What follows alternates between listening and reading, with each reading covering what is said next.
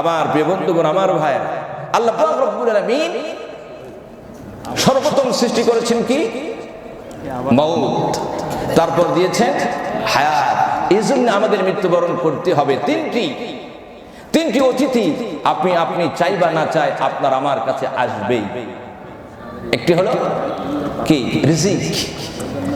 এই জন্য রিজিক হচ্ছে নির্ধারিত, কারো রিজিক কেউ খেতে পারবে না।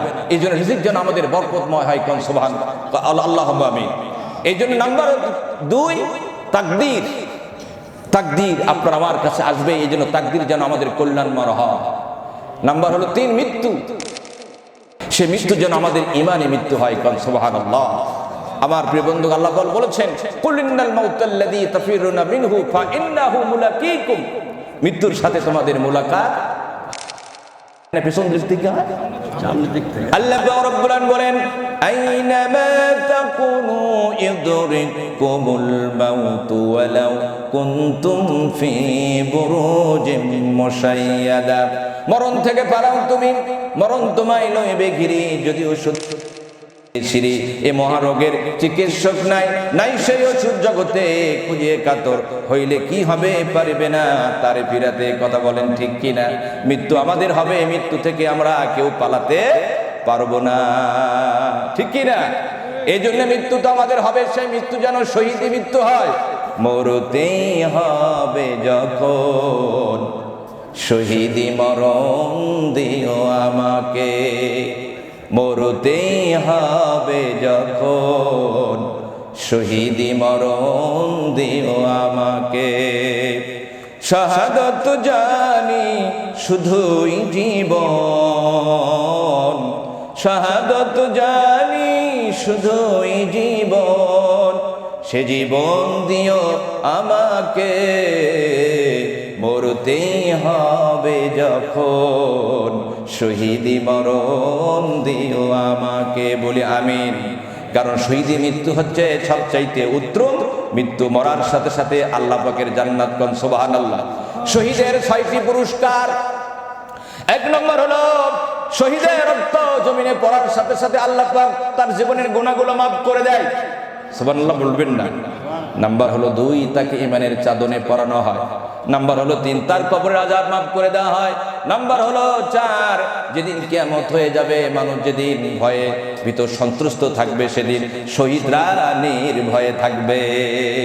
নাম্বার হলো 5 তার পরিবারের 70 জন ব্যক্তিকে সুপারিশ করার জন্য আল্লাহ পাক অনুমতি দিয়ে দেবেন। সুবহানাল্লাহ। নাম্বার হলো 6 জান্নাতে হুরদের সাথে আল্লাহ পাক রব্বুল আলামিন তার বিয়ে দিবেন। এই জন্য আমরা শহীদি মৃত্যু চাই কিনা? চাই কিনা? চাই তো সকলে। হযরত ওমর রাদিয়াল্লাহু তাআলা দোয়া করতেন, আল্লাহুম্মা রযুকনি শাহাদাতান ফি সাবিলি ওয়াজআল মাউতি ফি বিলাদি রাসূলি। আল্লাহ তুমি আমাকে শহীদি মৃত্যু দান করো, আর নবীজির শহর মদিনায় আমার মৃত্যু দিও। আল্লাহ তার দোয়া কবুল করেছেন। এই জন্য আমরা যদি শহীদি মৃত্যু কামনা করি, আমাদের মৃত্যু যদি বিছানাও হয়, আল্লাহ পাক রব্বুল আলামিন আমাদের শহীদি মর্যাদা দান করে দেবে। যারা শহীদ হয় তারা কখনো মরে না, তারা কি? জীবিত। আল্লাহ পাক রব্বুল আলামিন বলেন ওয়ালা তাকুলু লিমান ইউকতালু ফি সাবিলিল্লাহি আমওয়াত বাল আহইয়াউ ওয়ালাকিন লা তাশউরুন। ঠিক কিনা? তারা কখনো মরে না, তারা জীবিত। তারা আল্লাহ পাকের পক্ষ থেকে রিজিক প্রাপ্ত হয়। শহীদেরা জান্নাতের ভিতরে সবুজ রঙের পাখি হয়ে ঘুরতে থাকে, আর আরশাদের নিচে তারা ফানুসের মতো জ্বলতে থাকে।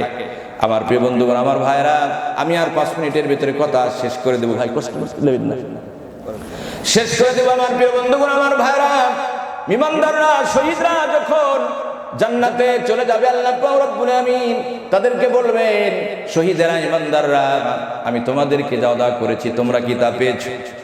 আর বলবে আল্লাহ পাক রব্বুল আমিন, হ্যাঁ আমরা সব পেয়েছি। আল্লাহ পাক রব্বুল আমিন বলবেন, আর তোমরা কি চাও? আর তোমরা কি চাও? কারণ মৃত্যুর যন্ত্রণার ভয়ে আর পৃথিবীতে কেউ আসতে চাইবে না। একমাত্র শহীদেরা বলবে, আল্লাহ পাক রব্বুল আমিন আমাদেরকে পৃথিবীতে পাঠায়া দেন, আপনার জমিনে দিন প্রতিষ্ঠা করার জন্য আরেকবার সংগ্রাম করে আমাদের জীবনটা দিয়ে আসি। আমার প্রিয় বন্ধুগণ, আমার ভাইরা, মৃত্যুর যন্ত্রণা অত্যন্ত কঠিন। একবার কাফেররা হযরত ঈসা ইবনে মারইয়াম আলাইহিস সালাতু ওয়াস সালামের কাছে এসে বললেন, আল্লাহ পাকের পয়গম্বর ঈসা, আপনি যদি মৃত ব্যক্তিকে জীবিত করে দিতে পারেন তাহলে আমরা আপনার হাতে হাত দিয়ে কালেমা পড়ে মুসলমান হয়ে যাব। হযরত ঈসা আলাইহিস সালাম বলেন, তোমরা কাকে জীবিত করে দেখতে চাও? তারা বললেন, নূহ আলাইহিস সালামের ছেলে শামকে, আজ থেকে 4000 বছর পূর্বে ইন্তিকাল করেছে। আমার প্রিয় বন্ধুগণ, আমার ভাইয়ের, আল্লাহ পাক রব্বুল আমিন হযরত ঈসা আলাইহিস সালামকে মুজিজা দিয়েছিলেন। তিনি যদি কবরের পাশে গিয়ে বলতেন কুম বিইজনিল্লাহ, সঙ্গে সঙ্গে মৃত ব্যক্তি জীবিত হয়ে যেত। কোন সুবহানাল্লাহ। তিনি কবরের পাশে গিয়ে যখন বললেন কুম বিইজনিল্লাহ, কবরবাসী তুমি আল্লাহর হুকুমে দাঁড়িয়ে যাও, সঙ্গে সঙ্গে হযরতে নূহ আলাইহিস সালামের ছেলে শাম তিনি দাঁড়িয়ে গেলেন। কোন সুবহানাল্লাহ। তিনি যখন দাঁড়িয়ে গেলেন তার চুলগুলো ধবধবে সাদা। আল্লাহ পাকের পয়গম্বর হযরত ঈসা আলাইহিস সালাম প্রশ্ন করলেন, বাবা, তোমাদের যুগে তো মানুষের বার্ধক্য ছিল না, চুল পাকতো না, কিন্তু তোমার চুল কেন সাদা হয়ে গেল? তিনি বললেন, চাচাজি, আপনি যখন ডাক দিয়েছেন তখন আমার মনে হলো কিয়ামত কায়েম হয়েছে, আমি আল্লাহর সামনে কেমনে দাঁড়াবো? আল্লাহর সামনে দাঁড়ানোর ভয়ে মুহূর্তের ভিতরে আমার কালো কুচকুচে চুলগুলো সাদা হয়ে গেছে। বললেন, বাবা, আরেকটি জিনিস জানতে চাই, মৃত্যুর যন্ত্রণা কেমন, একটু কি বলবেন? তিনি বললেন, চাচাজি, আজ থেকে 4000 বছর পূর্বে আমার মৃত্যু হয়েছে। মৃত্যুর সময় যখন আজরাইল আমার রূহ ধরে টান দিয়েছিল, আমার এমন কষ্ট হয়েছে। আজ থেকে 4000 বছর হয়ে গেল, সেই মৃত্যুর রেশ আমার শরীর থেকে কেটে যায় না।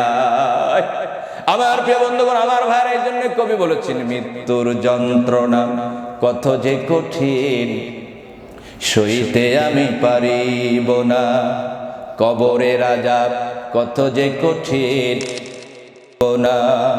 ওগো রহিম, শুধু তোমার করুণা, মৃত্যুর যন্ত্রণা কত যে কঠিন, সইতে আমি পারিব না, কবরের আযাব আমি পারিব না। মসজিদের ওই পালকি খানা, আসবে সবার দ্বারে সবার জানা। মসজিদের ওই পালকি খানা, আসবে সবার দ্বারে সবার জানা। বড়ির পাতা গরম জলে গোসল দেবে রে মনা, গোসল শেষে সাদা কাফনে বিদায় দিবে স্বজনা। মৃত্যুর যন্ত্রণা কত যে কঠিন, সইতে আমি পারিব না। ওগো রহিম, ওগো রহমান, চাই যে শুধু তোমার করুণা, মৃত্যুর যন্ত্রণা কত যে কঠিন, সইতে আমি পারিব না।